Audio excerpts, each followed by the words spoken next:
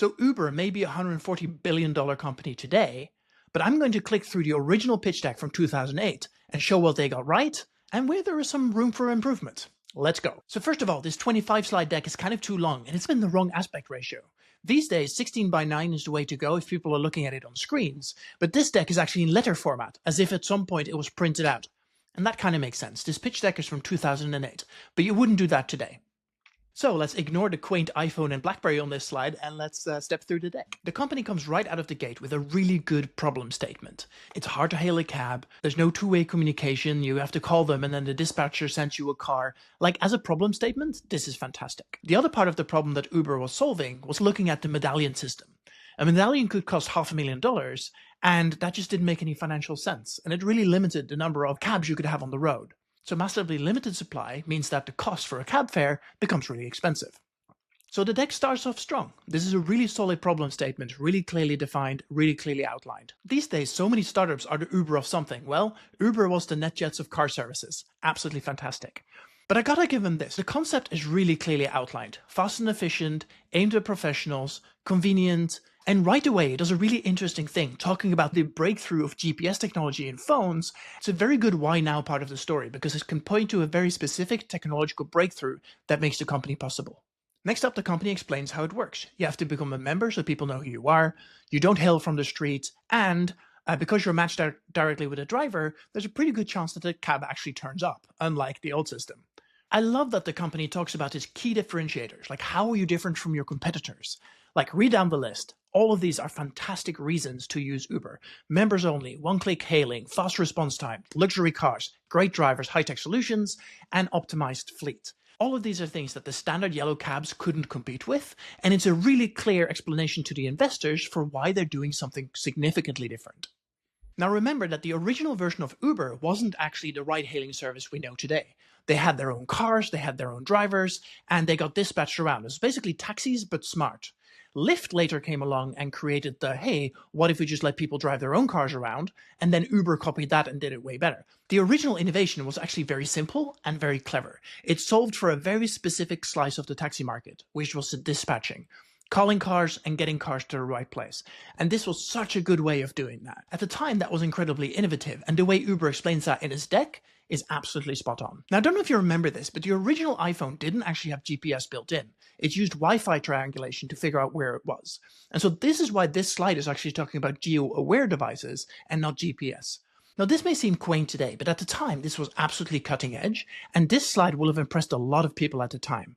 The smart thing is it makes it value-driven and benefit-driven rather than feature-driven, right? One-click request, car turns up. Great. SMS from my phone. Even if you don't have a smartphone, you can use this service. Very smartly done, very good storytelling. And again, a lot of people can learn something from the simplicity of these slides. Of course, this was also in a time when people didn't necessarily have smartphones. So you could use ubercab.com, how wonderfully quaint, to book your trips where you want to get picked up, select where you're going. And, at the time, revolutionary Google Maps integration.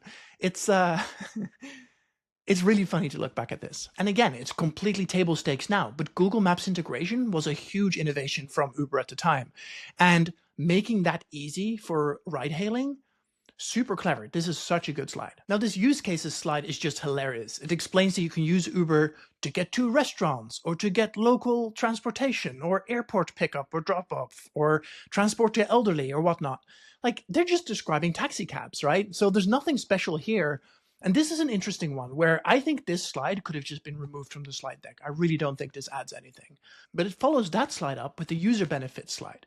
Now, these days, I would call these competitive advantages rather than user benefits because it's talking about how it's different. Again, it's all about the differentiation and the value proposition. And ultimately, here in this one line, it's saying, because that really summarizes what Uber is all about.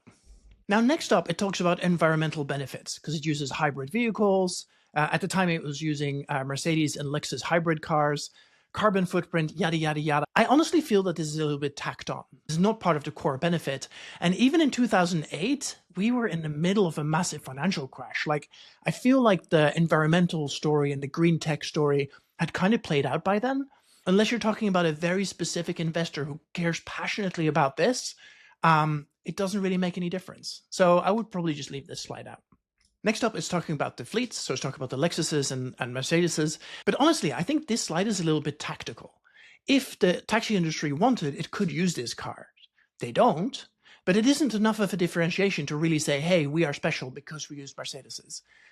Yes, a Merc is way nicer than a shitty cab, but at the same time, I feel like this is a waste of the slide because it doesn't really make an investor go, oh, now I will invest, right? To me, at least, this doesn't really feel like it's an important part of the story, and so you can simplify it by removing it. Now, Uber is talking about its go-to-market, and basically it's saying they were starting in San Francisco, then they take Manhattan, and in the words of Leonard Cohen, then they take the world.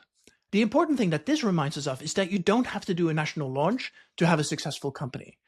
Starting in a focused area to do your beta testing and then rolling out geo by geo or location by location is a perfectly fine approach. And this is a really good way for Uber to be telling that part of the story. On its technology slide, it's really getting to the secret sauce.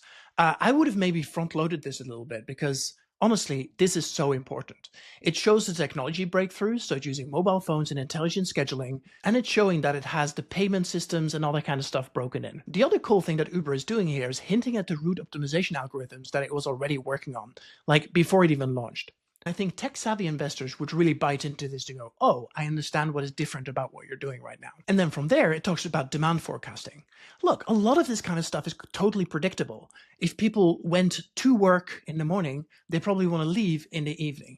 If there's a ball game on, if there's a lot of rain, the company actually can and does use a lot of data to predict. And remember, a few years after this, it started using financial incentives like surge pricing and stuff to try and load balance where the cars were going to be, how many cars were driving, and how much it cost to go places.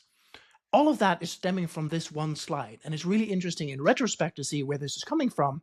But also, this is such a powerful story, because instead of having yellow cabs that are just driving around wasting fuel, they can park up somewhere in strategic locations and then go to the passengers when they need the cars. Very smart, very good storytelling, and this is a really clever way of reminding the investors that, hey, we're doing something unusual here. Now, as I mentioned at the beginning of this video, Uber itself is currently a $140 billion company, and Lyft is also a $5 billion company. And here, you know, it's saying that the entire addressable market is $4.2 billion and growing.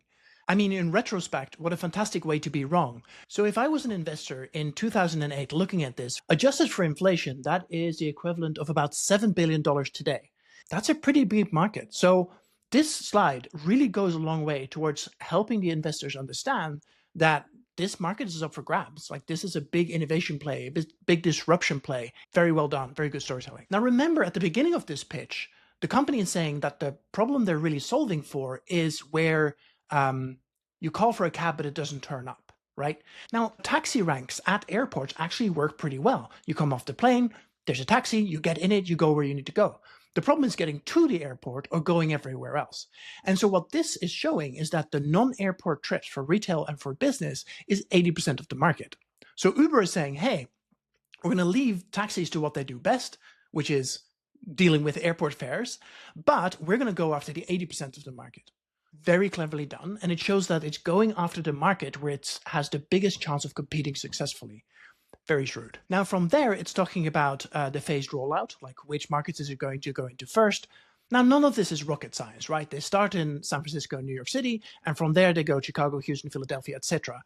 By going after the 10 first markets that they've identified, they're covering 50% of the entire US market.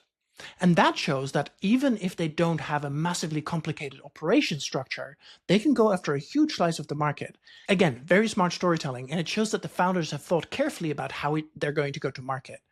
Very important when you're raising money for a startup. Now, these days, I recommend against having an outcome slide. You don't know what the future is. You don't know if you're going to exit. You don't know if you're going to IPO. So this whole slide is a bit of a waste, to be honest. Look, this is a bit of an anachronism. You wouldn't have that on slide decks anymore today. But the thing I find hilarious here is that in its wildest dreams, Uber thinks it can be a $1 billion a year company. The bad thing about this slide is that it actually outlines a worst case scenario too. So it feels a little like, oh, you can't lose as an investor, right? These days, if you're doing a tech startup, you're going for the moon or you're crashing. Like, the worst case scenario isn't that. The worst case scenario is we tried, we ran out of money, we gave up. So if this kind of thing showed up on a deck today, I would say that the founders aren't particularly sophisticated, and this would actually be a red flag for investors today. Next up, the company is thinking a little bit about the future and how it's going to evolve. That's a super important thing for any pitch deck, right? You're raising money because you see a different future than you have today. And so with the amount you're raising, you want to try and figure out how to do this. So cheaper cars, sure.